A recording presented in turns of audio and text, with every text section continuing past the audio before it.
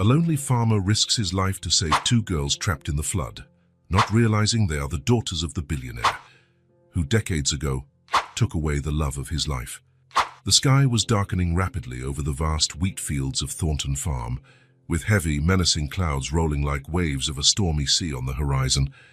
Jack Thornton, a 40-year-old man with deep, time-worn eyes, stood on the porch of his house, his calloused fingers gripping the worn wooden railing. His gaze was fixed in the distance, watching the approaching storm with a mixture of apprehension and a strange familiarity. Thornton Farm was an oasis of solitude in the midst of the wide plains of the American Midwest.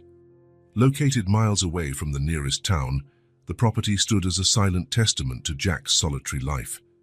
The two-story house, its white paint peeling and the roof long overdue for repairs, told a story of years of neglect, not for lack of skill or resources, but rather a profound absence of motivation. Jack took a deep breath, filling his lungs with the heavy, humid air that heralded the coming storm. The smell of imminent rain mixed with the familiar scent of earth and hay, creating a fragrance that was both comforting and disquieting. He ran his hand through his graying hair, a physical reminder of the years that had passed since he chose to isolate himself from the world. With heavy steps, Jack went inside, the familiar creak of the wooden floor echoing in the oppressive silence. The kitchen, with its faded cabinets and outdated appliances, reflected the man who lived there, functional but devoid of life or joy. On the counter, an old radio crackled with static, Jack's only connection to the outside world. Suddenly, the low voice of the local meteorologist cut through the static. "Attention, residents of Cedar Grove County. A severe storm is rapidly approaching the region. We're expecting winds up to 75 miles per hour, with a possibility of tornadoes. We recommend all residents take shelter immediately and be prepared for possible flooding." This is not a regular storm, I repeat. This is not a regular storm. Jack frowned, his eyes instinctively turning to the kitchen window. The clouds now completely covered the sky, turning afternoon into premature night.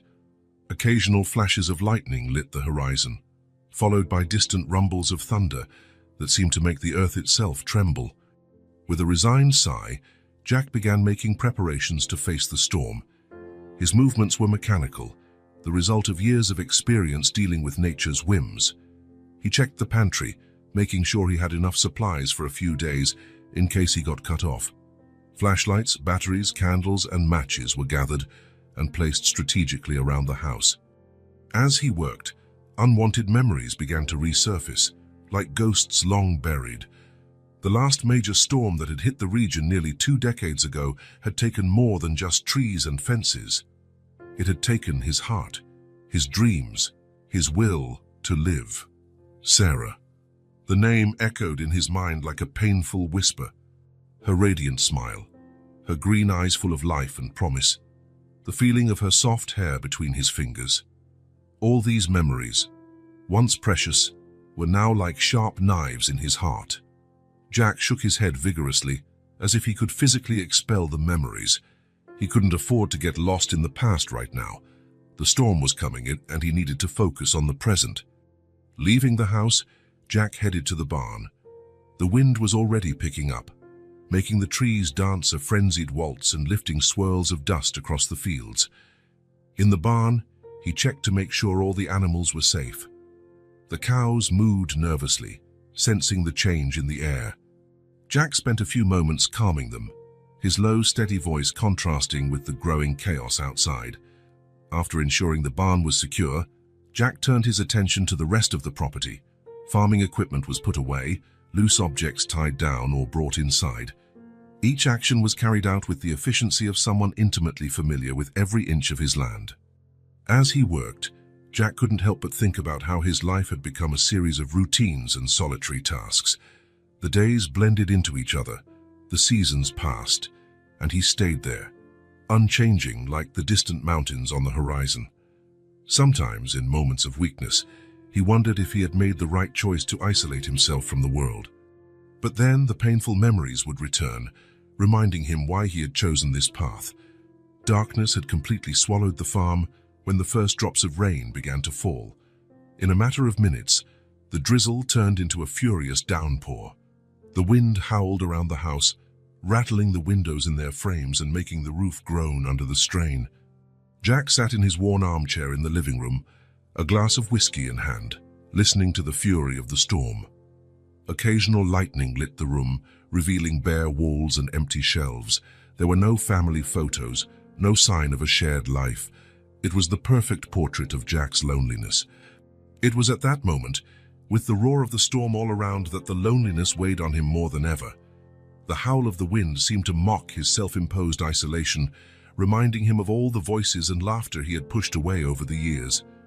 Jack closed his eyes, allowing the memories to overtake him for a moment.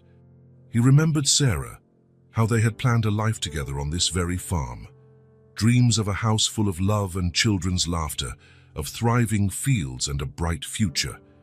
All of it had been swept away by the storm of fate, leaving only a broken man and an empty farm. A particularly loud crash of thunder shook the house, making Jack open his eyes abruptly.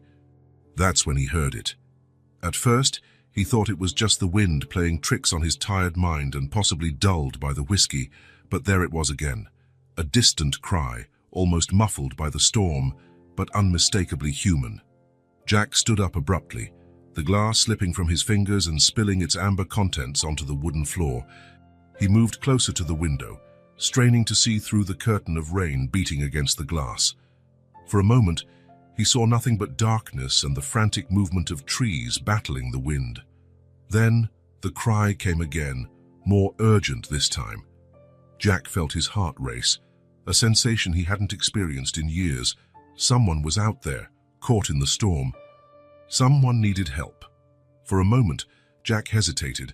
Years of isolation had built walls around him, walls that protected him from the pain of involvement, from the risk of caring again.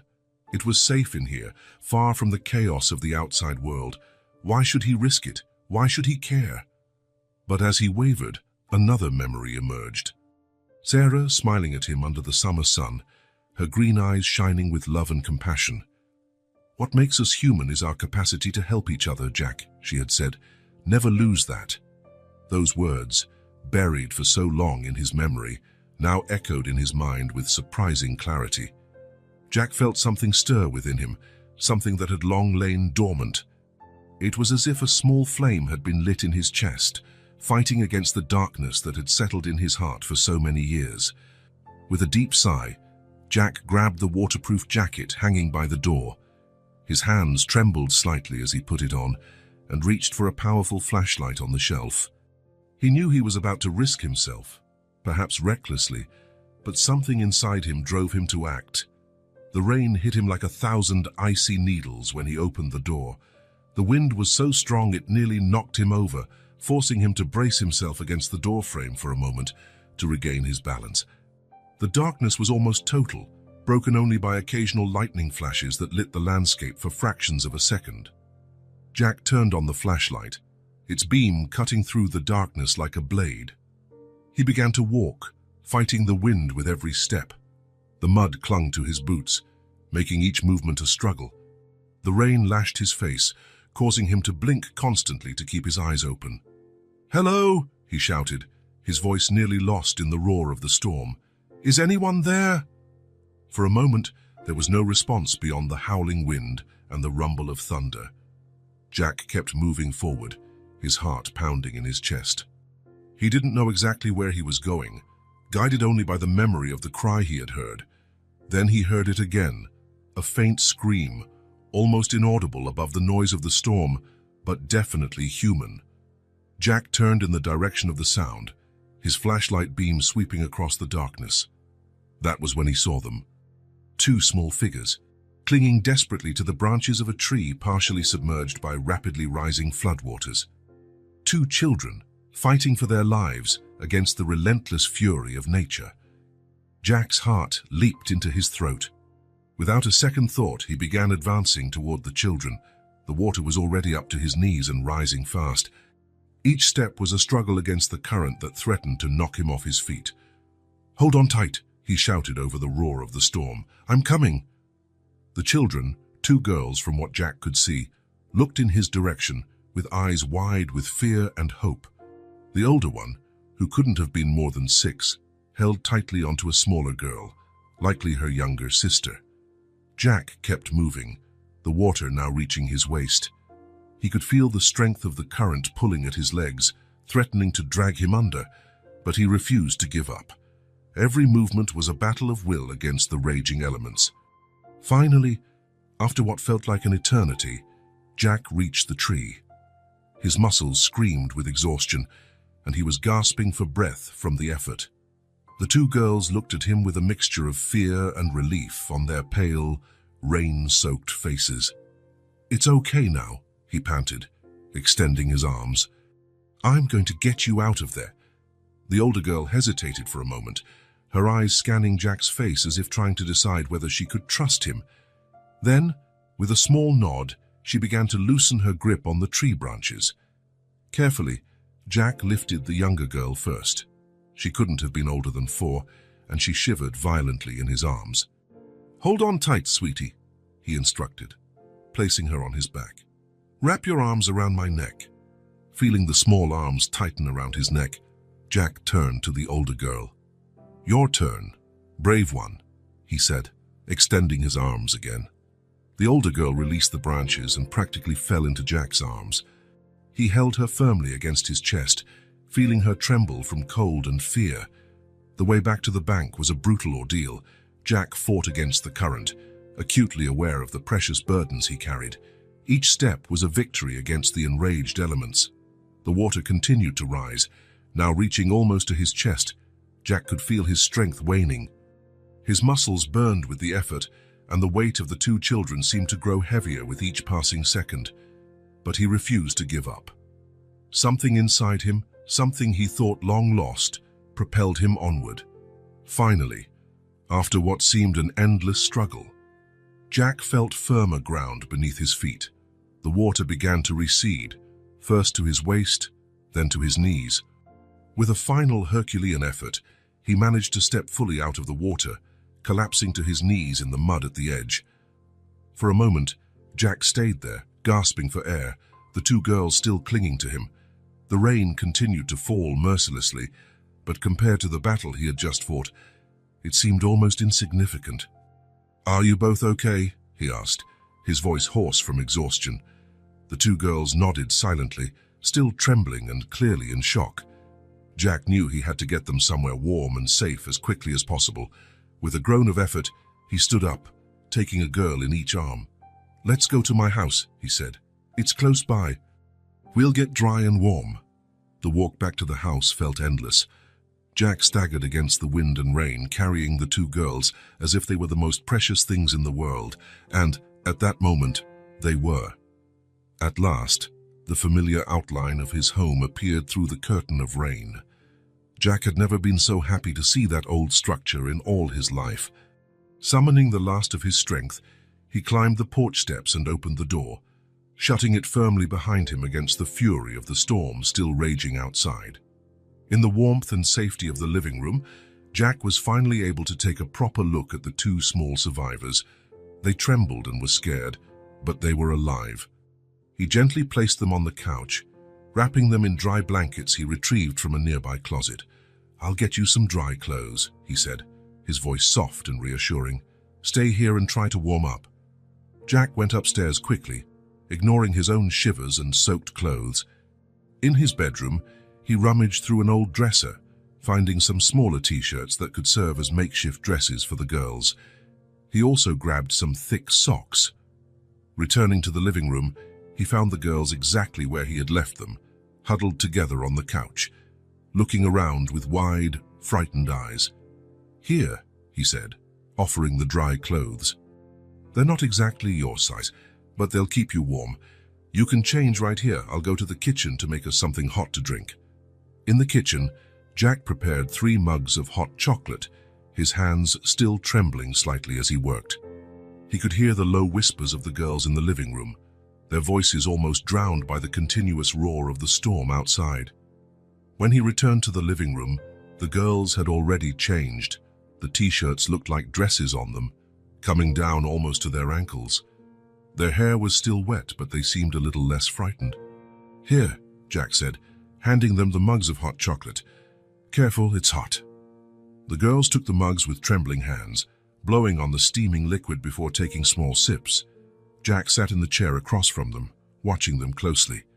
"What are your names?" he asked gently. The older girl hesitated for a moment before answering. "I'm Emma," she said in a low voice. "And this is my sister, Lily." Jack nodded, offering a reassuring smile. "Nice to meet you, Emma and Lily. My name is Jack. You're safe now." Emma looked at him with wide, serious eyes. "Thank you for saving us, Mr. Jack," she said, her voice trembling slightly. "You don't need to thank me," Jack replied, feeling a surge of emotion he hadn't felt in years. "But tell me, how did you end up out there on a night like this?" Emma exchanged a glance with Lily before answering. "We were having a picnic with Mom," she explained. "Then the rain started, and we got lost. Mom told us to stay under a big tree while she went to get help, but then the water started rising." Emma's voice faltered, and Lily let out a small sob. Jack felt his heart tighten. These children had been through a nightmare, and somewhere out there their mother was probably frantic with worry. "Don't worry," he said, trying to sound as comforting as possible. "You're safe now. As soon as the storm passes, we'll find your mum. I'm sure she's very worried about you." The girls nodded silently, taking a few more sips of their hot chocolate. Jack could see fatigue beginning to overwhelm them, the stress and fear of the night taking their toll. "You two must be exhausted," he said. "How about you rest a bit? I have a guest room upstairs where you can sleep." Emma and Lily exchanged another look before agreeing. Jack guided them upstairs to a small but cozy guest room that was rarely used. He helped them settle into the bed, covering them with a thick blanket. "I'll be downstairs if you need anything," he said. "Try to get some sleep. You're safe here." When Jack returned to the ground floor, he found himself standing in the middle of the living room, almost in a state of shock. The reality of what had just happened finally struck him. He had risked his life to save two unknown children, two children who were now asleep in his house. He walked to the window, staring out into the stormy darkness. The rain was still coming down heavily, and occasional flashes of lightning lit the desolate landscape. Somewhere out there, a desperate mother was likely still searching for her daughters. Jack felt a swirl of emotions he hadn't experienced in years: concern for the girls and their missing mother, relief that he had managed to save them, and something else, something he couldn't immediately name, perhaps purpose. As the wind continued to howl outside, Jack Thornton, the lonely farmer, realized his life would never be the same. The storm had not only brought destruction and chaos, it had brought two small lives to his doorstep, breaking through the cocoon of isolation he had built around himself for so many years. And for the first time in a long while, Jack found himself looking to the future, not with apathy or resignation, but with a spark of something resembling hope. The storm still raged outside, but inside Thornton Farm, something new and unexpected had begun to bloom. Morning arrived with a surreal calm after the night's raging storm. The first rays of sunlight slipped through the cracks in the curtains, softly illuminating the living room of Thornton Farm. Jack, who had barely slept, sat in his worn armchair, his eyes fixed on the staircase, waiting to hear any sound from upstairs. It didn't take long for the silence to be broken by the gentle sound of small footsteps. Emma and Lily appeared at the top of the stairs, still wearing Jack's oversized t-shirts, their hair tousled and eyes sleepy. "Good morning, girls," Jack greeted them, trying to give them a reassuring smile. "Did you sleep well?" Emma nodded timidly, while Lily rubbed her eyes. "Yes, thank you, Mr. Jack," Emma answered politely. "How about some breakfast?" Jack offered, standing up. "I bet you're hungry." The girls followed him to the kitchen, where Jack began making pancakes. The sweet aroma soon filled the space, and he noticed with satisfaction how the girls' eyes lit up at the sight of the growing stack of golden pancakes. As they ate, Jack observed how the sisters interacted. Emma, clearly the older and more responsible one, cut Lily's pancakes into smaller pieces and wiped the syrup dribbling down her younger sister's chin. Their strong bond was evident. and Jack felt a twinge of something he couldn't quite identify, perhaps admiration mixed with a hint of melancholy. "So," Jack began, trying to keep his tone casual, "you must be anxious to see your parents, right?" The girls exchanged a quick look before Emma replied, "Yes, especially Mom. She must be really worried." Jack nodded sympathetically. "I'm sure she is, and what about your dad? He must be looking for you too, right?" That was when Emma made a statement that would change everything. "Oh, Daddy probably doesn't even know we went on a picnic," she said with surprising matter-of-factness. "He's always really busy. He's a very important man, you know?" Jack felt his curiosity growing. "Important, huh? What does he do?" "He owns a big company," Emma explained, sounding proud. "Thompson Enterprises. Everyone knows it." Jack's world seemed to freeze for a moment. Thompson Enterprises. The name echoed in his mind, bringing with it a flood of memories he had tried so hard to bury. "Thompson?" he repeated, his voice barely a whisper. You're Richard Thompson's daughters."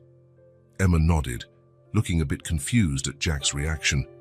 "Yes, that's our dad's name. Do you know him, Mr. Jack?" Jack felt as though he'd been punched in the stomach. Richard Thompson, the man who had taken Sarah from him so many years ago. The man he blamed for all his years of loneliness and bitterness, and now, by a cruel twist of fate, he had saved that man's daughters.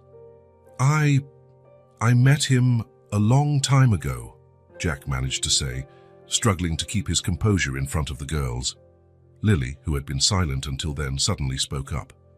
"You look sad, Mr. Jack. Did Daddy do something bad?" The innocence of her question caught Jack off guard. He looked at the curious, innocent faces of the girls and felt a wave of conflicting emotions, anger, resentment, and yet a strong sense of moral duty. "No, sweetheart," he answered softly. "Sometimes grown-ups have disagreements, but that was a long time ago." Sensing the shift in Jack's mood, Emma tried to change the subject. "Mr. Jack, do you think we can call our mom? She must be really worried about us." The question brought Jack back to the reality of the situation. Regardless of his feelings about Richard Thompson, these girls needed to be reunited with their family. "Sure," he said, forcing a smile. "Let's try calling her right now." As Jack rose to get the phone, his mind was in turmoil. Richard Thompson's daughters. The daughters of the man he considered his enemy were here, in his kitchen, eating the pancakes he'd made. Jack's internal conflict was intense. On the one hand, there was the deeply rooted resentment, years of bitterness and isolation he attributed to Richard's actions. On the other, there was the moral obligation to care for these innocent children and return them safely to their family. As he dialed the number Emma provided, Jack found himself at a crossroads emotionally. He knew that doing the right thing meant facing his past, something he had avoided for 2 decades, but looking at Emma and Lily, their faces filled with anxiety and hope, he knew he had no choice. The phone began to ring, and Jack felt his heart pound. Soon, he would be speaking to Sarah again after all these years, and not long after that, he would probably have to face Richard Thompson too. The life Jack had carefully built, isolated and protected from the outside world, was about to be turned upside down, all because of a storm and 2 little girls who, without knowing it, had brought his past knocking at his door. The phone rang several times before going to voicemail. Jack frowned, hanging up and turning to the girls with a forced smile. "It seems your mom isn't answering right now. We'll try again later, okay?" Emma and Lily nodded, a mix of disappointment and concern on their young faces. Jack felt a pang of guilt for not reconnecting them with their mother immediately. "Hey, how about we take a walk around the farm while we wait to call again?" Jack suggested, hoping to lift their spirits. "I can show you the animals." The girls' eyes lit up at the idea. Jack helped them dress in some old clothes he found, still far too big, but fine for the outing. As they walked across the muddy ground of the farm, Jack watched the girls with a new perspective. Now that he knew who their parents were, he couldn't help looking for traces of Richard or Sarah in them. Still, the more time he spent with Emma and Lily, the more he saw them as unique individuals beyond their connection to his past. In the barn, The girls were delighted by the animals. Lily giggled happily when a calf licked her hand, and Emma showed surprising curiosity about how the farm worked. "Mr. Jack, how do you take care of all these animals by yourself?" Emma asked, her big eyes filled with admiration. Jack smiled, feeling a warm glow in his chest. "Well, it's not easy, but you get used to hard work. And the animals, they become like family." "Our mom always says hard work is important," Emma noted. "She says that's how you build character." The mention of Sarah made Jack's heart skip a beat. "Your mom sounds like a wise woman," he said quietly. "Oh, she is," Lily chimed in. "Mommy is the best. She always takes care of us and reads us stories before bed." Emma nodded in agreement. "And she makes the best cookies in the world. Sometimes, when Daddy is too busy at work, Mommy takes us on surprise picnics, like yesterday." Jack felt a wave of emotion as he heard the girls talk about Sarah.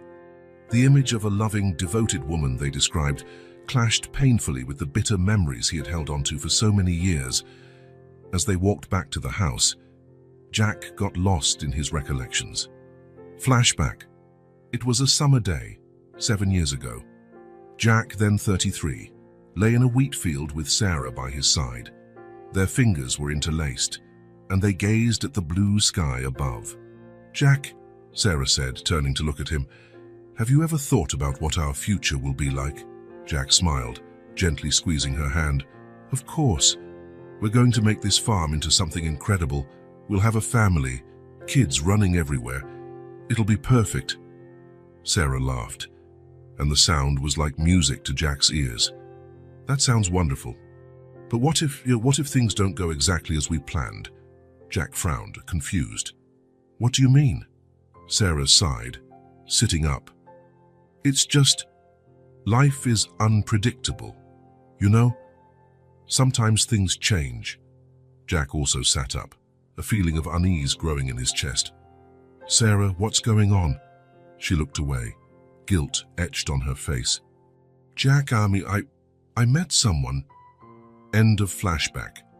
"Mr. Jack? Mr. Jack?" Emma's voice brought Jack back to the present. He blinked, realizing they had stopped on the porch of the house. "Sorry, I was distracted for a moment," he said, forcing a smile. "Were you saying something?" Emma looked at him with a surprisingly worried expression for someone so young. You looked sad again. Were you thinking about Dad?" Jack was taken aback by her perceptiveness. "Not exactly," he answered honestly. "I was thinking about past times." The girls went inside, and Jack followed, still lost in thought. While he prepared lunch for them, another flashback struck him. Flashback. Jack stood in the town square, watching Sarah from a distance. She was arm in arm with Richard Thompson, the local banker's son who had recently returned from college. Richard said something that made Sarah laugh, and Jack felt his heart break. Her laughter used to be reserved for him. When Sarah saw him, her smile faltered. She whispered something to Richard and walked toward Jack. "Jack, There's no need to explain, Sarah," Jack interrupted, his voice cold. "I hope you're happy with your new rich boyfriend." Sarah looked hurt by his words. "It's not like that, Jack. Things are complicated." Jack gave a bitter laugh. "Sure they are. They always are when it comes to money, right?" He turned to leave, ignoring Sarah's calls. End of flashback. "Mr. Jack, the cheese is burning." Lily's alarmed voice brought Jack back to reality. He quickly pulled the pan off the stove, salvaging what he could of the grilled sandwich. "Sorry, girls. I guess I'm a bit distracted today," he said, serving the slightly over-toasted sandwiches. As they ate, Jack couldn't help but notice certain things about Emma. The way she tilted her head when thinking, the way she wrinkled her nose when she laughed. These were such familiar gestures they were downright unsettling. "Emma," Jack began hesitantly, Do you look a lot like your mom?" Emma chewed thoughtfully before replying, Not really. Mommy and Lily have light hair. Mine is dark like Dad's." Jack nodded slowly, his mind working. Emma's dark hair was very much like his own back when he was younger. "And your eyes?" he asked, trying to keep his tone casual. Blue, Emma answered. Just like yours, Mr. Jack. Mommy always says they're special eyes. Jack felt a chill run down his spine. Blue eyes weren't uncommon, of course, but coupled with the dark hair and some of the mannerisms he'd observed. He shook his head, dismissing the thoughts. He was letting his imagination run wild, seeing connections where there likely were none. After lunch, Jack tried calling Sarah again, with no success. His frustration grew, mixed with a worry he didn't want to admit to himself. As hours passed, Jack found himself becoming more and more attached to the girls. He helped them with a puzzle, listened to Lily sing a song Sarah had taught her, and was impressed by Emma's drawing skills. By late afternoon, Jack realized he was seeing the girls not as Richard and Sarah's daughters, but simply as Emma and Lily, two sweet, intelligent, and unique children. The resentment he had felt initially was slowly being replaced by genuine affection. As he watched Emma focused on her drawing, her tongue between her teeth in the same way he did when concentrating, Jack felt a wave of confusion and emotion. The similarities were too many to ignore, but the implications seemed almost impossible to believe. "Mr. Jack," Emma said, looking at him with those all-too-familiar blue eyes, "do you think Mom will find us soon?" Jack swallowed hard, feeling the weight of responsibility and uncertainty. "I'm sure she will, Emma. Your mom must be doing everything she can to find you." As the girls went back to playing, Jack found himself staring out the window, lost in thought. The past and present were intertwining in ways he could never have foreseen. The girls had brought life and warmth to his lonely house, but they had also unearthed memories and questions long buried. Jack knew he would soon have to face Sarah and Richard, and with that meeting would come truths that could change everything. But looking at Emma and Lily, he realized that no matter what happened, these girls had touched his heart in a way he thought was no longer possible. With a sigh, Jack picked up the phone once more. It was time to make another attempt to reach someone and finally face the past he had run from for so long. The next morning brought a bright sun and clear skies, as though the previous night's storm had never happened. Jack awoke early, as usual, and found Emma and Lily still sound asleep in the guest room. He smiled softly at the sight of the two sisters curled up, finally at peace after their ordeal. Heading downstairs quietly, Jack went to the kitchen to prepare breakfast. While the coffee maker gurgled, he turned on the old radio he kept on the windowsill, keeping the volume low so as not to wake the girls. "And the search continues in full force this morning," the announcer's voice filled the kitchen. "For those tuning in now, we reiterate that authorities are seeking the missing daughters of billionaire Richard Thompson. Emma, 6, and Lily, 4, were last seen during a family picnic before the storm the day before yesterday." Jack froze, his cup of coffee halfway to his lips. His heart started beating faster as he listened. The girls' mother, Sarah Thompson, was with them at the time of their disappearance. Sources say she is also missing. Magnate Richard Thompson made an emotional plea last night, offering a substantial reward for any information leading to the safe return of his family. The cup shook in Jack's hand, spilling some coffee on the counter. Sarah was missing as well. The news hit him like a punch in the gut. He had assumed she was at home, anxiously waiting for news of her daughters. But now, anyone with information is urged to contact authorities immediately, the announcer continued. The severe storm that hit the region has complicated rescue efforts, but with the improving weather, search teams hope to make significant progress today. Jack turned off the radio, his mind in turmoil. He knew he should call the authorities immediately. It was the right thing to do. The girls were safe, and their parents, especially Sarah, had to be frantic. But something held him back. The connection he had formed with Emma and Lily over the past 24 hours was stronger than he cared to admit. The thought of turning them over and never seeing them again made his heart ache in a way he hadn't expected. And then there was Sarah. After all these years, the idea of seeing her again, talking to her, Jack didn't know if he was ready for that. "Mr. Jack?" Emma's sleepy voice pulled him from his thoughts. She stood in the kitchen doorway, rubbing her eyes. "Is everything okay? You look worried." Jack forced a smile, trying to hide his inner turmoil. "Everything's fine, Emma. I was just thinking." "Did you sleep well?" Emma nodded, coming over to the table. Yes, but... She hesitated, biting her lip in a way that reminded him painfully of Sarah. I'm worried about Mom. She must be really scared without us. Jack's heart clenched at the genuine concern in the girl's voice. I'm sure your mum is doing everything she can to find you, he said softly. Just then, Lily came into the kitchen, her blonde hair adorably messy. Good morning, she mumbled, climbing into a chair beside her sister.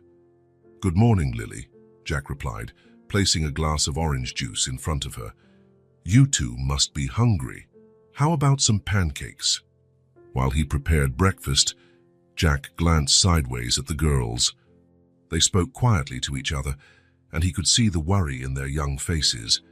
Guilt gnawed at him for not having contacted the authorities immediately, but the fear of losing this newfound connection paralyzed him. Mr. Jack, Lily suddenly said, her small voice trembling, when will we see Mum again? Jack felt like he'd been punched in the stomach. The innocent question forced him to confront the reality of the situation. These girls needed their mother, and Sarah needed to know her daughters were safe. Soon, Lily, he answered, trying to keep his voice steady. Very soon, I promise. After breakfast, Jack took the girls outside, hoping the fresh air and sunshine would lift their spirits. As they played in the yard, he stayed on the porch, watching them and wrestling internally with his decision. The distant sound of helicopters caught his attention. Looking at the sky, he saw 2 aircraft circling the area, no doubt part of the search team. The reality of the situation hit him again. What are those, Mr. Jack? Emma asked, pointing to the helicopters. Jack hesitated for a moment before answering. They're looking for people, he said vaguely. Maybe they're looking for Mom, Lily asked, her eyes bright with hope. Lily's innocent question was the final straw. Jack knew he could no longer postpone the inevitable. These girls needed their mother, and he had no right to keep them from their family, no matter how strong his bond with them had become. Girls, he said, kneeling to their level, I think it's time we call some people who can help find your mum. What do you think? Emma and Lily exchanged a glance before nodding emphatically. Yes, please, Emma exclaimed. Can we call now? Jack took a deep breath, feeling a mix of relief and apprehension. Yes, let's call right now. He led the girls back inside and picked up the phone. His hands trembled slightly as he dialed the local police number. Cedar Grove County Police Department. How can I help you? A female voice answered. Hello? Jack said, his voice steadier than he expected. My name is Jack Thornton. I've found Richard Thompson's daughters. They're safe with me. There was a stunned moment of silence on the other end before the officer responded with renewed urgency. Mr. Thornton, please keep the girls where they are. We're sending a team immediately. Can you give me your exact location? As Jack provided details of his farm, he felt Emma tugging at his shirt. Looking down, he saw her big blue eyes filled with tears. Mr. Jack, she whispered, will we see you again after Mom finds us? The question caught Jack by surprise, and he felt a lump form in his throat. I don't know, Emma, he answered honestly.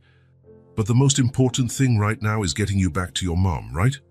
Emma nodded, though she didn't look entirely convinced. Lily, sensing the tense atmosphere, moved closer and hugged Jack's leg. Thank you for taking care of us, Mr. Jack, she said, her voice muffled against his jeans.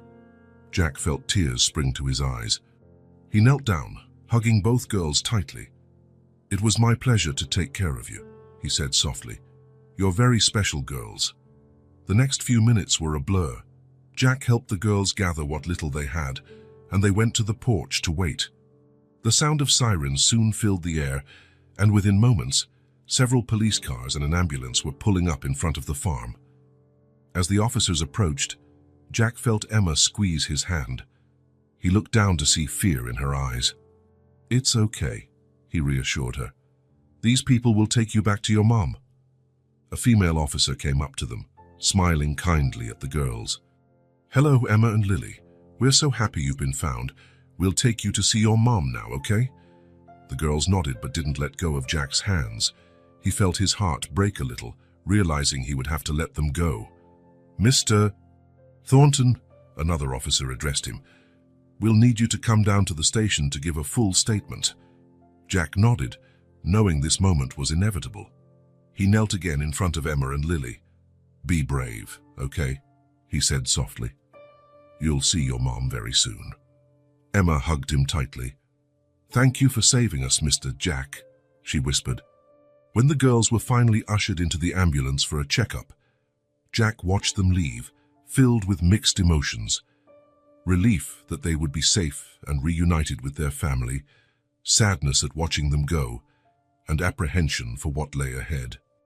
As he climbed into a police cruiser to be taken to the station, Jack couldn't stop thinking that his life was about to change drastically once again, and at the center of it all were Sarah and Richard Thompson, his past, which he thought he had left behind, but which now was about to face him head-on.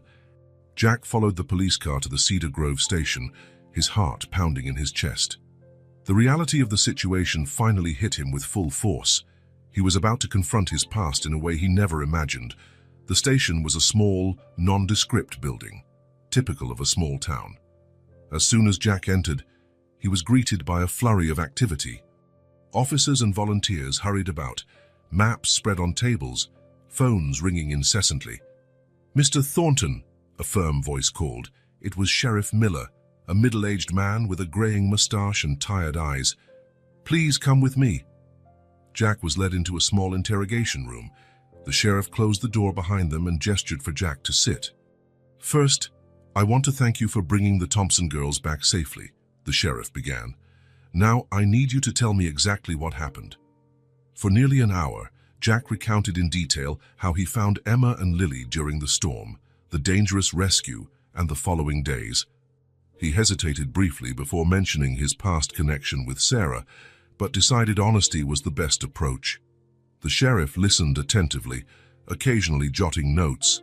When Jack finished, he nodded gravely. Mr. Thornton, I understand this must have been complicated for you, given your history with the Thompson family. But I have to point out that keeping the girls for so long without notifying the authorities was a questionable decision. Jack lowered his head, the weight of guilt pressing on him. I know, Sheriff, I should have called earlier.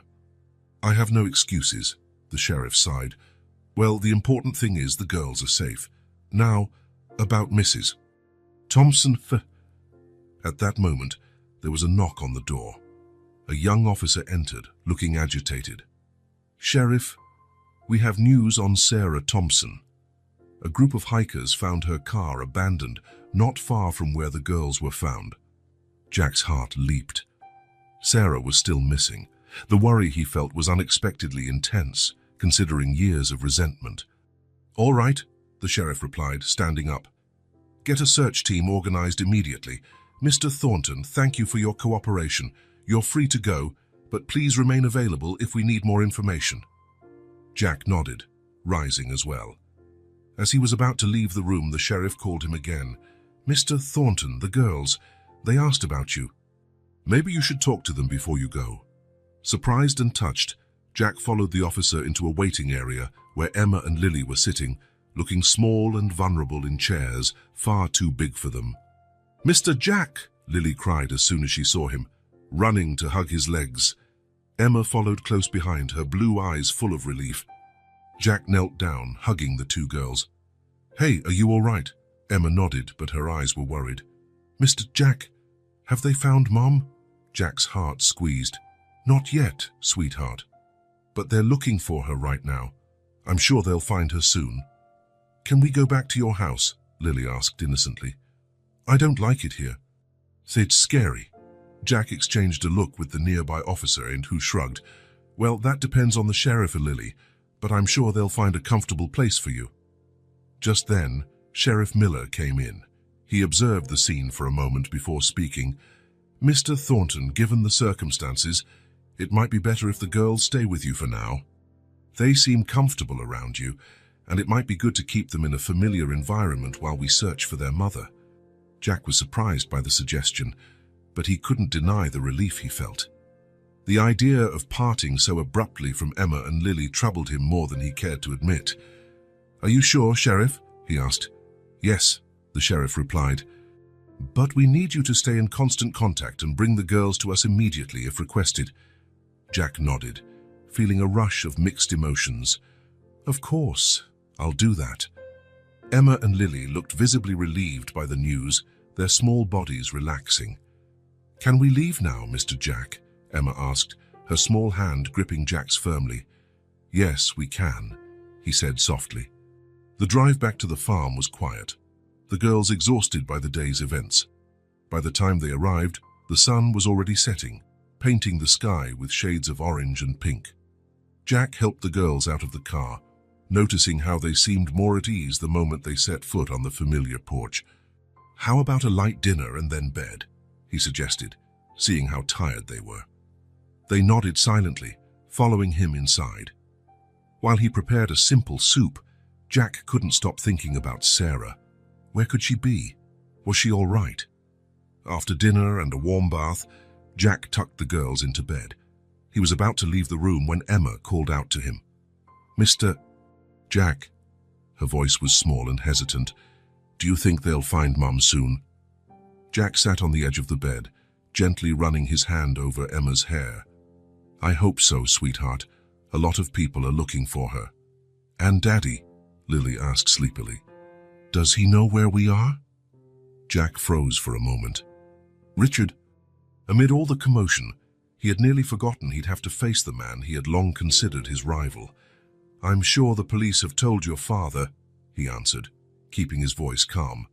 He'll probably be here to see you soon. The girls seemed reassured by his answer and soon fell asleep. Jack lingered for a moment, watching them. It was strange how in such a short time these two children had become so important to him. Heading downstairs, Jack went out onto the porch. The night was clear, the stars shining brightly in the dark sky. He wondered if Sarah was looking at the same sky at that moment. The sound of an approaching car broke the silence of the night.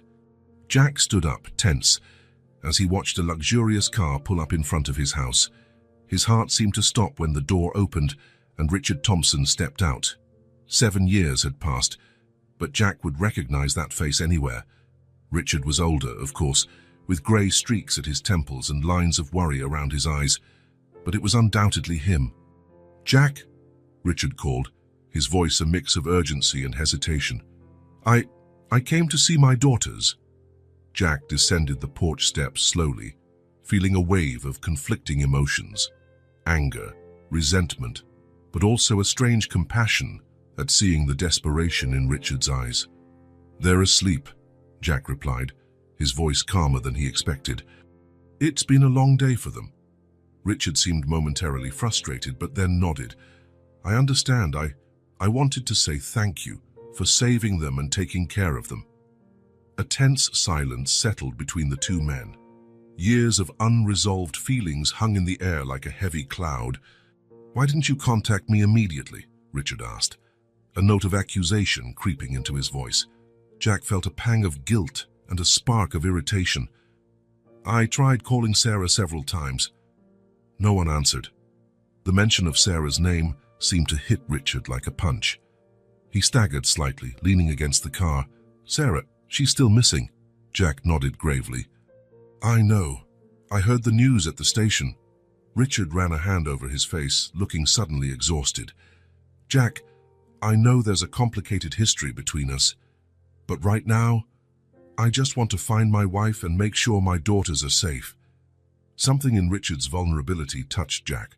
For years, he had pictured Richard as the villain in his personal story. But the man before him was just a worried father, a desperate husband searching for his wife.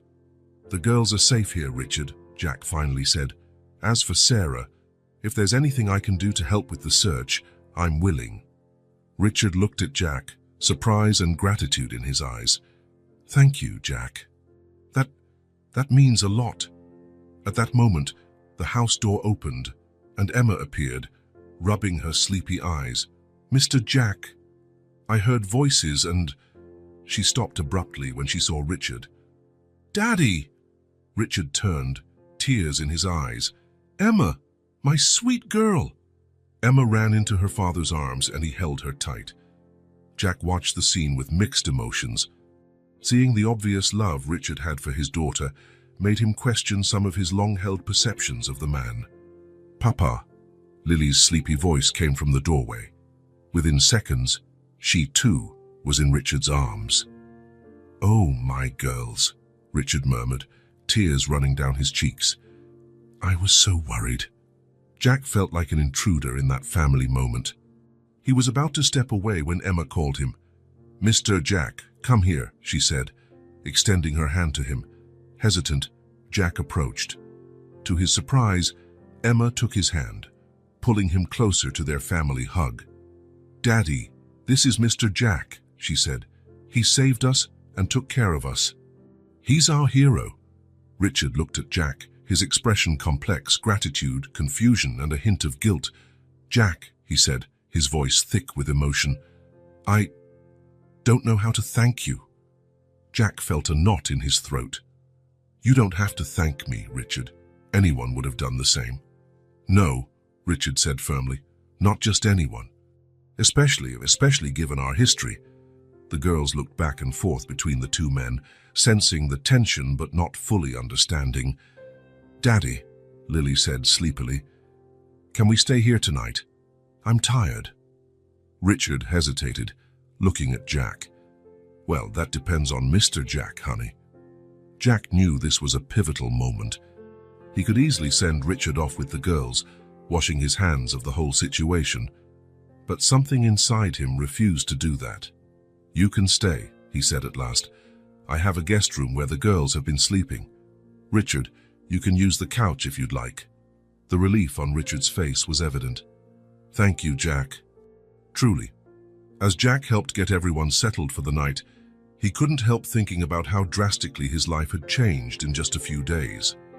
From a solitary farmer, he now found himself at the center of a complex situation involving his past and possibly his future. Lying in bed that night, Jack stared at the ceiling, his mind filled with thoughts of Sarah, the girls, and Richard. He knew the coming days would be challenging, but for the first time in years, he felt truly alive. The past had returned, bringing with it pain and complications, but it also brought the possibility of healing and, maybe, a new beginning. With that thought, Jack finally fell asleep, ready to face whatever tomorrow would bring.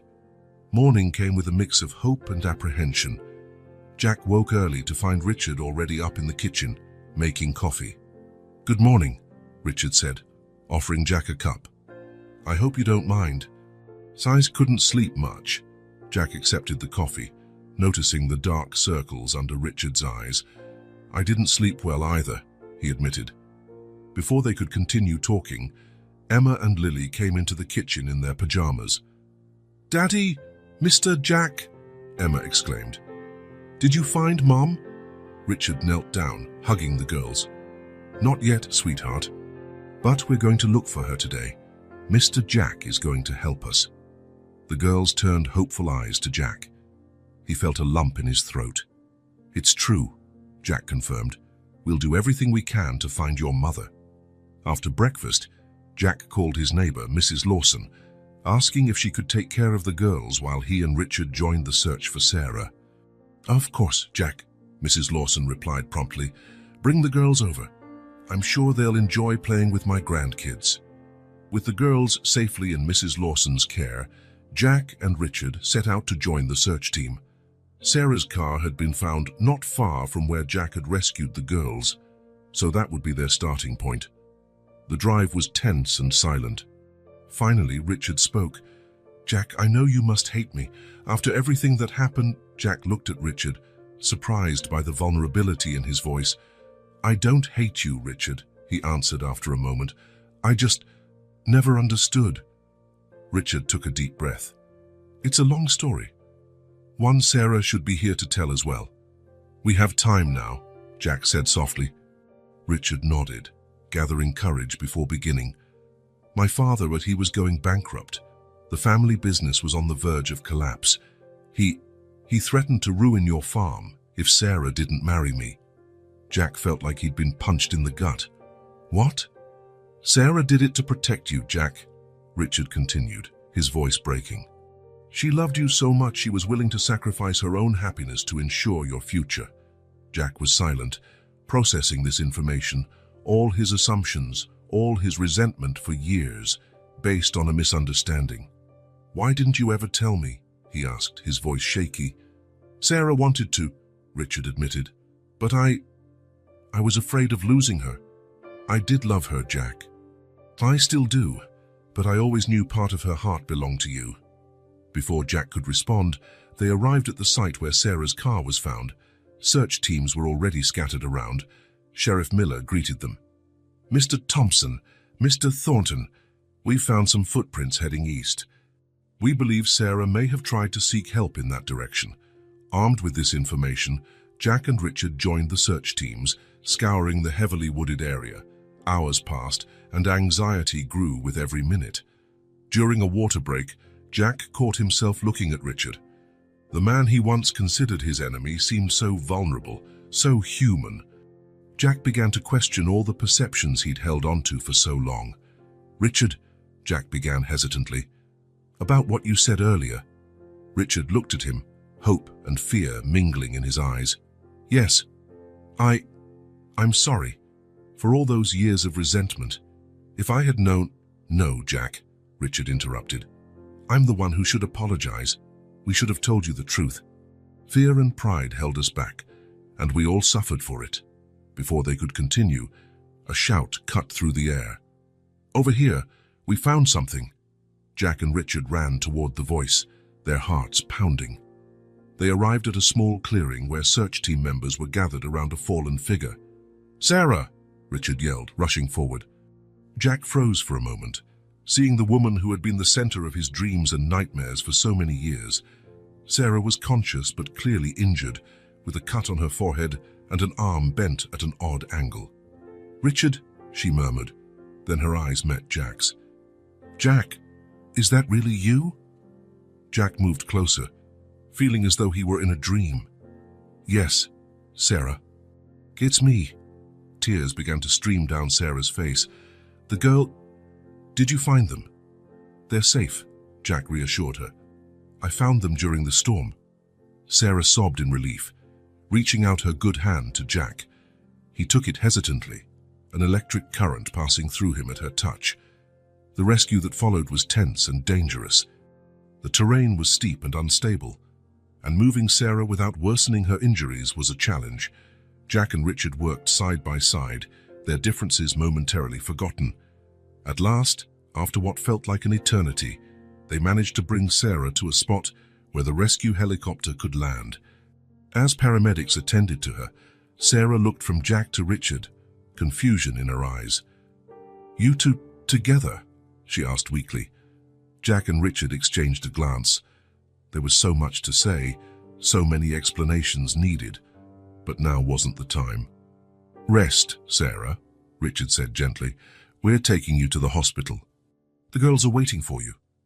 As the helicopter lifted off, carrying Sarah to medical care, Jack and Richard stood side by side, watching. The air between them was charged with unspoken emotions and freshly uncovered truths. "Jack," Richard began, his voice low, "thank you for everything." Jack nodded, unable to find words. So many years of hurt and resentment were being challenged, and he felt emotionally drained. As they made their way back to the car, ready to head to the hospital and pick up the girls, Jack knew a new journey was just beginning. A journey of healing, truth, and perhaps forgiveness. The past had been unearthed, and now they would have to face the consequences together. The Cedar Grove Hospital was a modest but well-equipped building for a small town. Jack and Richard arrived shortly after the helicopter carrying Sarah. The girls, brought by Mrs. Lawson, were already there, anxious to see their mother. "Mommy!" Emma and Lily shouted in unison as Sarah was wheeled into a private room after initial exams. Sarah, still pale but visibly more alert, opened her arms to embrace her daughters. "My girls," she whispered, tears streaming down her face. "I'm so happy you're safe." Jack stood at the door, feeling like an outsider. Richard stood by the bed, his hand gently stroking Sarah's hair. It was the perfect image of a reunited family, a family Jack was not part of. The following hours were a whirlwind of doctors, nurses, and police asking questions. Sarah explained how she got lost, seeking help after her car got stuck in the mud. She had fallen, injuring her arm and head, and become disoriented in the woods for days. Finally, when night fell and the girls fell asleep on a sofa in the corner of the room, Richard said he was going to get coffee for everyone. For the first time in 7 years, Jack and Sarah were alone together.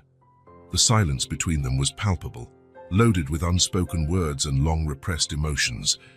Sarah was the first to break it. "Jack," she said softly, her eyes meeting his. "There's so much I need to tell you." Jack moved closer to the bed, his heart pounding. "Sarah, Please," she interrupted. "Let me speak. I owe you that." Sarah took a deep breath, mustering courage. 7 years ago, when I broke things off with you and married Richard, it wasn't my choice. I was forced." Jack felt as if the floor had disappeared beneath his feet. "Forced? What do you mean?" "Richard's father, Mr. Thompson, found out about us, about our plans for the farm, for our life together," Sarah explained, her voice trembling. "He threatened to financially ruin my family if I didn't marry Richard. He said he would foreclose on your farm, Jack." The words hit Jack like a blow. All his assumptions, all the bitterness he had nursed for years, all based on a terrible misunderstanding. "Why didn't you ever tell me?" he asked, his voice barely above a whisper. Sarah closed her eyes, tears rolling down her cheeks. "I wanted to. God knows I wanted to. But Mr. Thompson made it clear that if I told you, he'd carry out his threats. I couldn't risk your farm, your family's heritage." Jack sank into the chair beside the bed, feeling stunned. 2 decades of bitterness and loneliness, all based on a lie. "Sarah, I don't know what to say." Sarah reached out, gently touching Jack's arm. The contact sent an electric current through him. "There's more, Jack," she said, her voice trembling. "Something I should have told you a long time ago." Jack looked at her, noting the fear and determination in her eyes. "What is it?" Sarah took a deep breath, as though gathering all her courage. Emma is your daughter, Jack." The world seemed to stop. Jack felt as though all the air had been sucked out of his lungs. "What?" he managed to say, his voice barely audible. "I found out I was pregnant a few weeks after I married Richard," Sarah explained, words tumbling out in a rush. "I knew she was yours. We had been together just a few weeks before everything fell apart." Jack stood abruptly, walking to the window. His mind was spinning. Emma, the little girl with blue eyes and dark hair, who had captured his heart in an inexplicable way, was his daughter. "Why?" He turned to Sarah, tears in his eyes. "Why didn't you ever tell me?" "I wanted to," Sarah sobbed. "But then Richard found out, and—" Just then the door opened, and Richard came in with a tray of coffee. He stopped abruptly, sensing the tension in the room. "What's going on here?" he asked, his eyes moving from Sarah to Jack. Sarah looked at Jack, then back at Richard. "He knows," she said simply. Richard set the tray on a table, his expression a mixture of resignation and sadness. "About Emma?" Jack turned to Richard, shocked. "You knew?" Richard nodded slowly. "I realized it when Sarah was pregnant. I did the math. I knew she couldn't be mine." "And you accepted that?" Jack asked, incredulous. "It wasn't easy," Richard admitted, "but I loved Sarah. And when Emma was born, well, how could I not love her too?" Jack sank back into the chair, feeling emotionally spent. All these years, and no one thought I had the right to know." "Jack," Sarah began, but he raised his hand to silence her. "No, Sarah, I understand why you couldn't tell me at first, but afterward, when Richard's father was no longer a threat," Richard intervened. "It was my fault, Jack. I was afraid of losing my family. I begged Sarah not to tell you."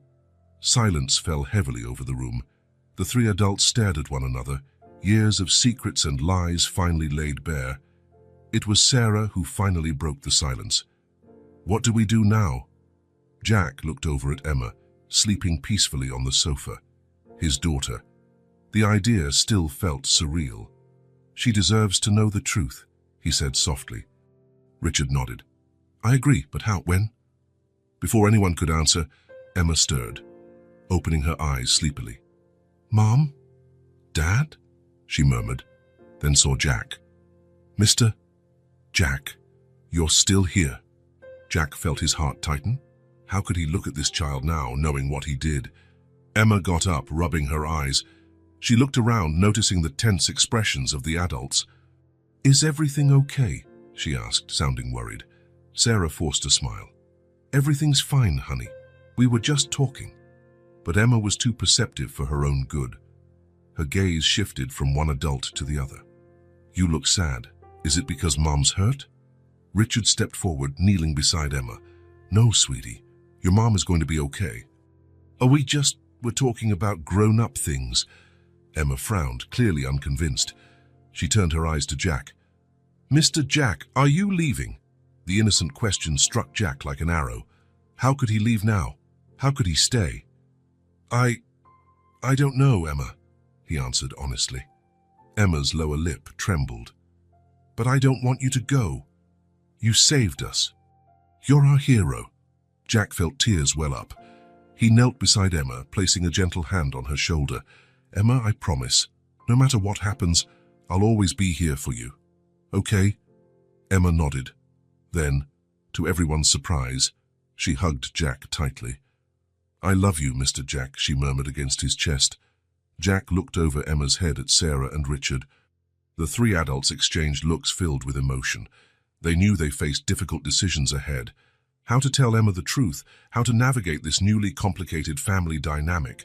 But in that moment, with his newly discovered daughter in his arms, Jack knew one thing for sure. He would do anything to protect and love this little girl. The future was uncertain, full of hard conversations and painful adjustments. But for the first time in 20 years, Jack felt a spark of hope. Perhaps, just maybe, from this tangle of secrets and lies, something beautiful could grow. As night wore on, the three adults silently agreed to put off more discussions until the next day. Emma, sensing something important had happened, but not understanding what, reluctantly returned to the sofa to sleep. Jack stayed awake for hours, watching Emma sleep. Now he saw the resemblances he had ignored before, the shape of her chin, the curve of her eyebrows. How could he have been so blind? When the sun finally began to rise, bathing the hospital room in soft pink and orange hues, Jack knew nothing would ever be the same again. The past had been unearthed, truths revealed. Now they would have to find a way forward, together. The days following the revelation at the hospital were tense, filled with hushed conversations. Sarah was discharged, and the Thompson family, along with Jack, returned to Richard's mansion. The atmosphere was heavy with unspoken truths and pending decisions. One sunny afternoon, while Emma and Lily played in the garden, the three adults gathered in Richard's office to discuss the future. "We need to decide what we're going to do about Emma," Sarah began, her voice trembling. "She deserves to know the truth, but how do we tell her without hurting her?" Jack, who stood by the window watching the girls play, turned to face Sarah and Richard. His face was a mask of conflicting emotions. Joy at being a father, mingled with deep anger over lost time. "She's my daughter," Jack said, his voice low but intense. "All these years I've missed so much.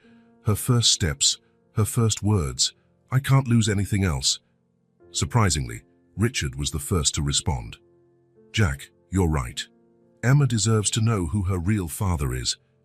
And you deserve the chance to be her dad." Sarah and Jack both looked at Richard, astonished by his maturity and understanding. "Richard," Sarah began, tears in her eyes.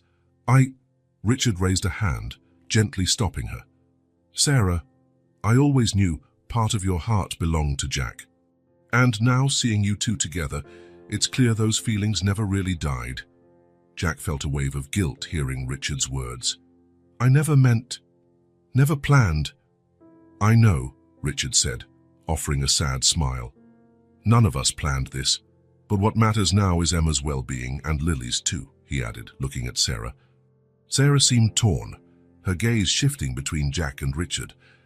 I love both of you, she admitted softly. In different ways, but equally deeply. How do we make this work?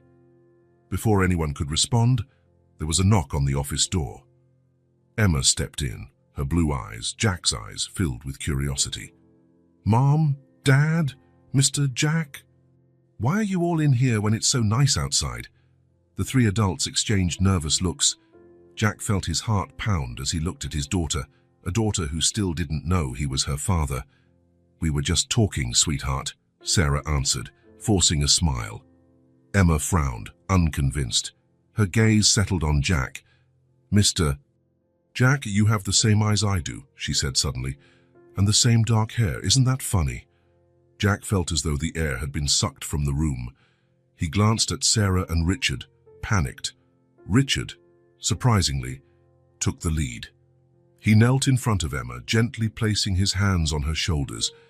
Emma, sweetheart, there's something very important we need to tell you. Something about family and love.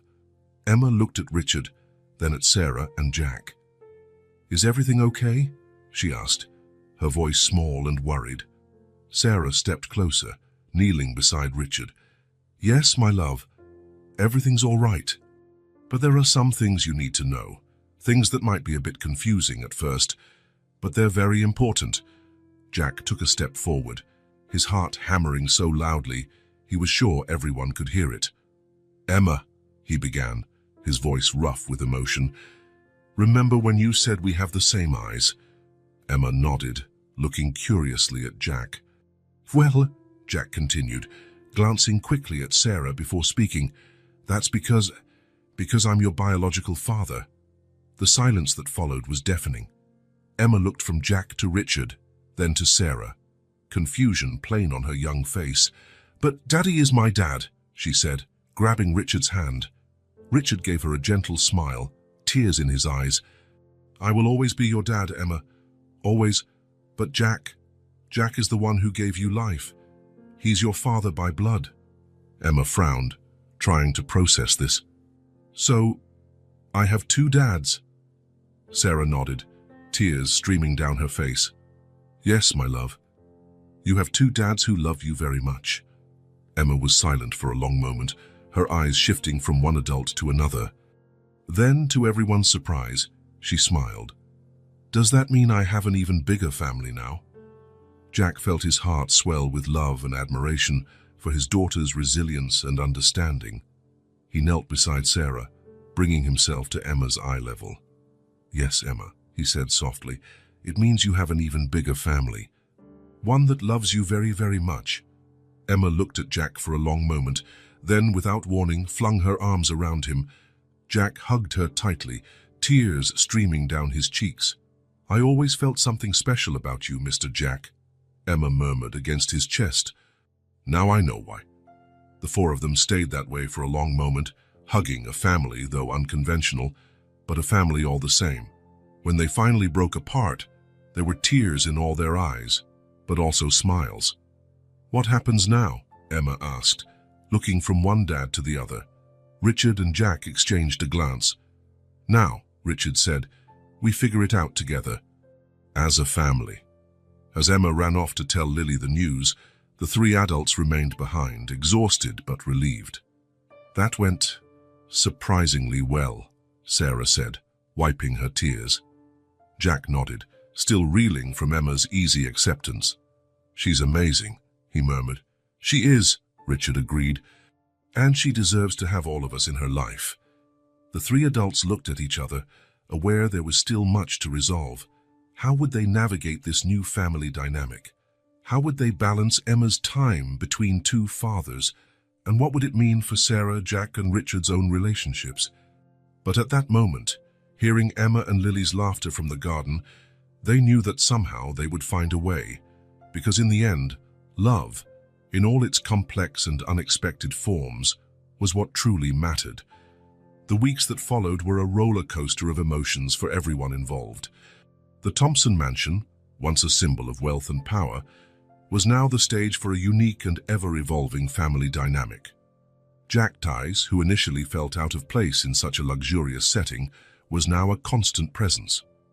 He spent every free moment with Emma, eager to make up for lost time. Anyone could see them strolling through the mansion's gardens, Jack listening attentively as Emma talked about her interests, fears, and dreams. One sunny afternoon, Jack and Emma were sitting by the property's lake, fishing. Emma held the rod with determination, her tongue peeking out in concentration, exactly as Jack did when he was focused. "Dad," Emma said, the word still new to her but sounding more natural each day. "Do you think fish have families like ours?" Jack smiled, moved by her innocent question. "Well, Emma, families come in all shapes and sizes. What matters is that there's love." Emma nodded thoughtfully. "I like our family. It's different, but special." Jack felt his heart brim with love. He placed his arm around Emma's shoulders, pulling her close. "It's very special, sweetheart, very special." Meanwhile, Richard continued to surprise everyone with his maturity and generosity. Far from being the rival Jack once imagined, Richard proved to be an invaluable ally in creating this new family dynamic. One night, after the girls were asleep, Richard found Jack on the veranda gazing at the stars. "She adores you, you know," Richard said, offering Jack a glass of whiskey. Jack accepted the drink with a nod of thanks. "Thank you, Richard. Not just for this, but for everything. You've been incredibly understanding about this whole situation." Richard shrugged, a sad smile on his face. "Emma deserves to have both of you in her life. And, to be honest, seeing you two together, it's like a missing piece has finally clicked into place." The two men sat in silence for a moment, sipping their drinks and gazing at the night sky. "How do you do it?" Jack asked eventually. "How do you accept all of this so gracefully?" Richard sighed. "It's not easy, Jack.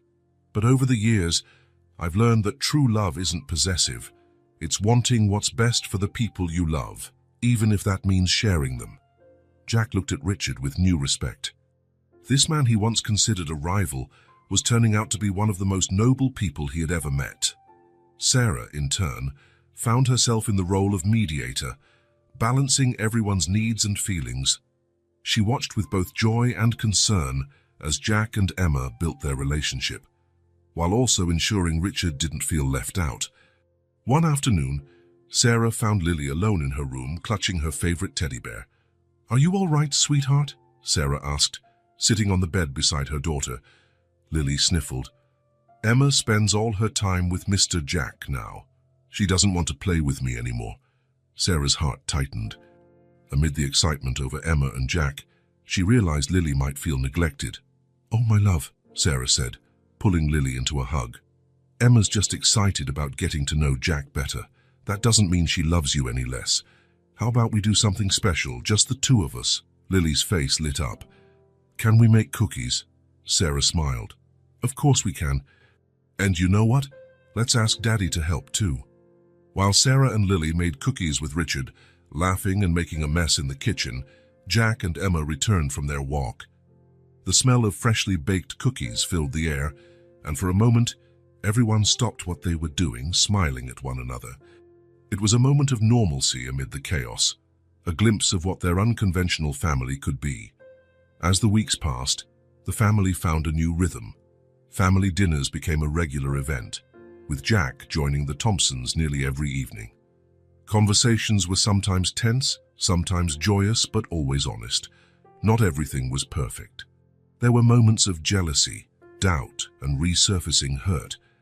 Emma sometimes felt torn between her two dads, not wanting to hurt either. Lily occasionally resented the extra attention Emma got, and despite their best efforts, the adults sometimes fell back into old patterns of thought and behavior. It was during one of these difficult moments that Sarah made a suggestion that surprised everyone. "I think we should seek professional help," she said during a particularly tense dinner. Richard, Jack, and the girls looked at her in surprise. "You mean family therapy?" Richard asked. Sarah nodded. "Yes, we're dealing with a very complex situation here. A bit of professional guidance could help us navigate all of this in a healthier way. Jack Ewars, initially appearing skeptical, slowly agreed. I think that might be a good idea. We all have a lot to process. What's therapy? Emma asked, curious. It's like talking to someone who can help us understand our feelings and communicate better, Sarah explained gently. Even me? Lily asked quietly. Richard smiled at his youngest daughter. Yes, sweetheart, all of us, because we're all part of this family. The decision to seek family therapy marked a turning point. In the weeks that followed, they began meeting regularly with Dr. Martinez, a therapist specializing in complex family dynamics. The sessions were sometimes emotional, sometimes difficult, but always enlightening. They learned to communicate more effectively, to express their needs and fears, and to find ways to support each other. In one particularly powerful session, Richard admitted his fear of losing his place in Emma's life. I know I'm not her biological father, he said, tears in his eyes, but I love her as if she were my own flesh and blood. Jack, surprising everyone, himself included, reached out and patted Richard's shoulder. Richard, you're as much Emma's father as I am, maybe even more so. You've been there for her all these years. I never want to take that away from you. Hearing this, Emma ran to hug both men. I love you both, she said simply. You're both my dads. It was a healing moment for everyone. As summer gave way to fall, the unconventional family began to feel more like, well, a family.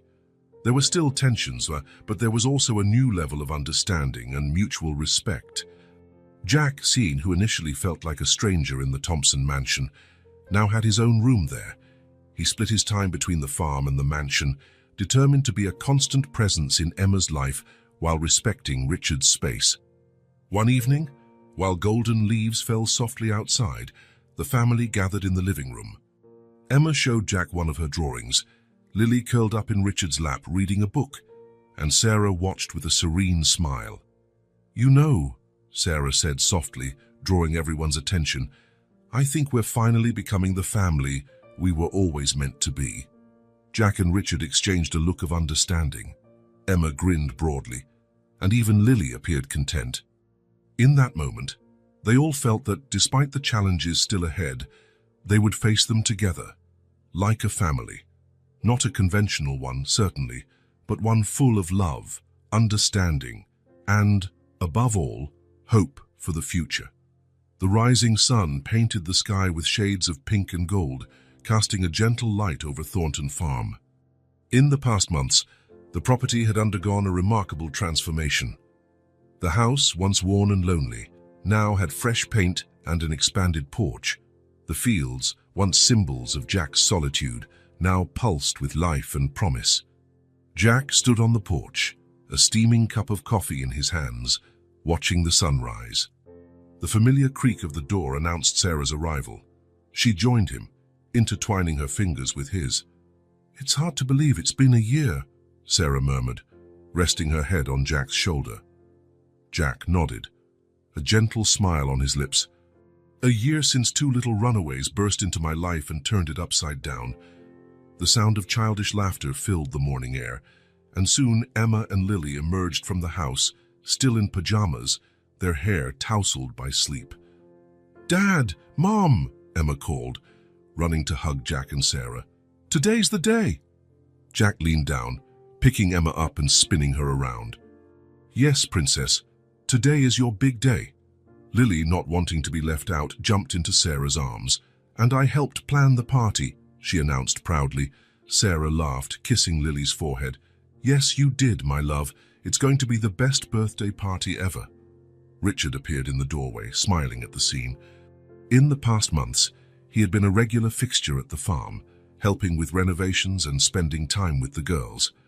Good morning, family, he said, joining them on the porch. Ready for the big day? Emma ran to Richard, hugging him tightly. Daddy, Richard, you stayed. Richard smiled, ruffling Emma's hair. Of course I stayed, sweet girl. I wouldn't miss your birthday for anything. Emma's relationship with her two fathers had evolved in surprising ways.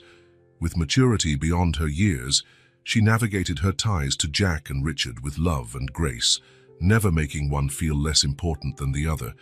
Lily, meanwhile, had flourished in the new family dynamic.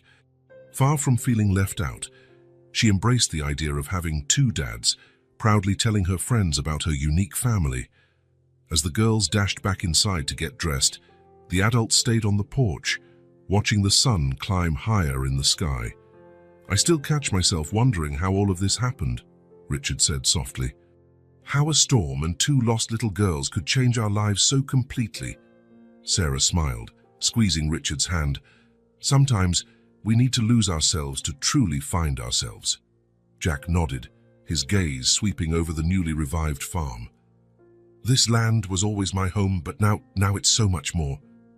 Now, it's a symbol of a new beginning for all of us." Indeed, the farm had become more than just Jack's property. With Richard's financial help and Sarah's emotional support, they had turned it into a haven for the entire family. There were plans to expand further, maybe even open part of it for agritourism. As the day wore on, the farm bustled with preparations for Emma's birthday party. Colorful balloons danced in the gentle breeze.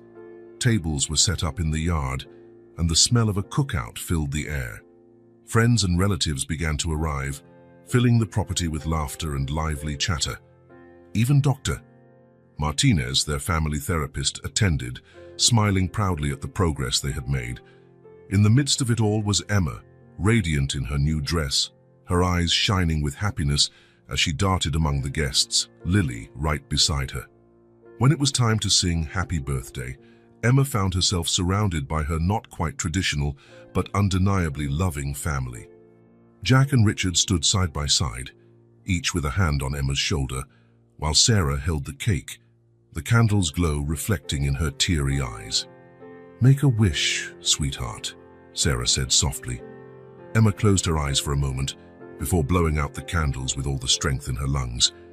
Applause and cheers echoed through the yard. "What did you wish for?" Lily asked eagerly. Emma smiled, glancing at her family.